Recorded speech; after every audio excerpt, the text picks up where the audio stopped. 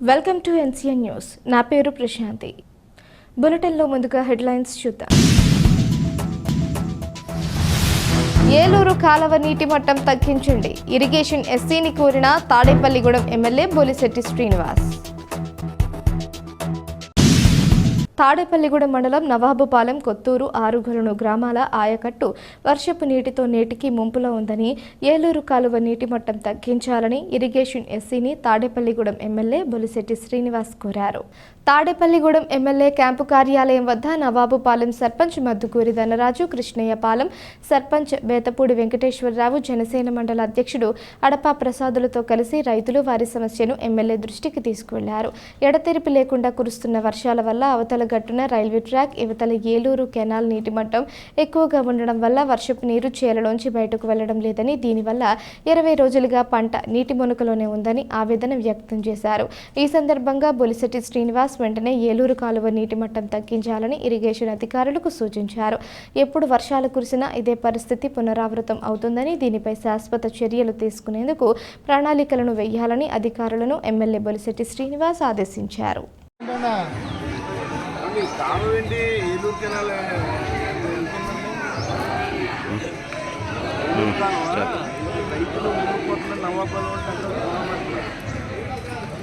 మనం ఏమైనా తగ్గించవచ్చు ఇంకా కొంచెం.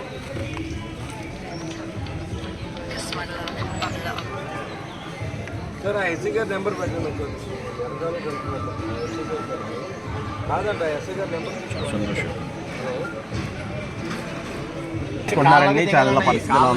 ఎమ్మెల్యే గారు అన్నట్టు ఎస్ఐ గారితో మాట్లాడితే కొంత లిపిలో కడుగు తగ్గితే సొంతలు కనిపెట్టి మీరు వచ్చినట్టు తగ్గిందని మన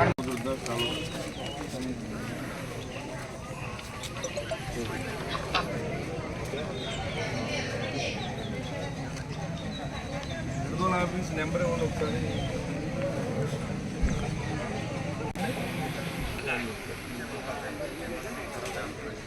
మీరు కూడా మాట చెప్పండి.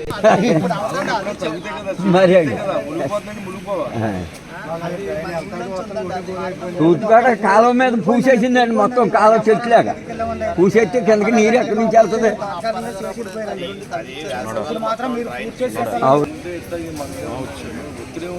మరి అంతే అండి. ఎనర్జీ వచ్చిందిగా మీకు ఎంతో కొంత 40 అసలు ఇబ్బందిగా ఉంటే మీ గురించి కాదు, న్యాయంగా వేయాలి మనం. సైకిల్ కూడా వెళ్ళకపోతే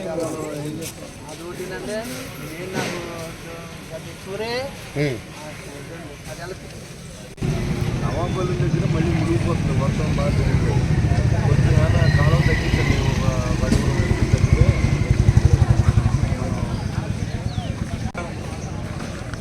తాగునీరు, సాగునీరుకి ప్రయారిటీ ఇవ్వండి. సాగుపోయాక మీరు డబ్బు ఇస్తే ఉపయోగం ఏంటి? ఇప్పుడు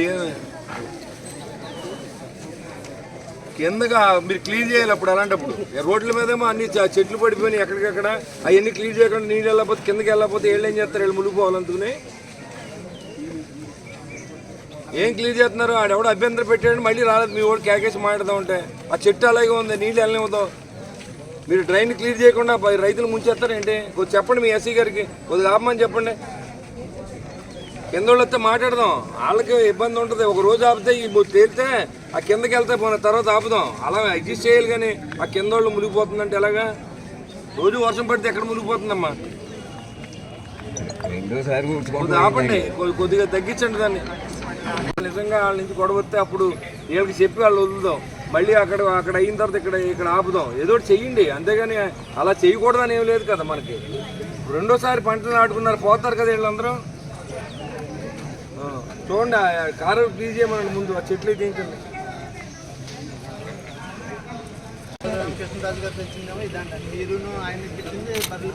ఎంపీ దాంట్లో పెట్టిస్తాను.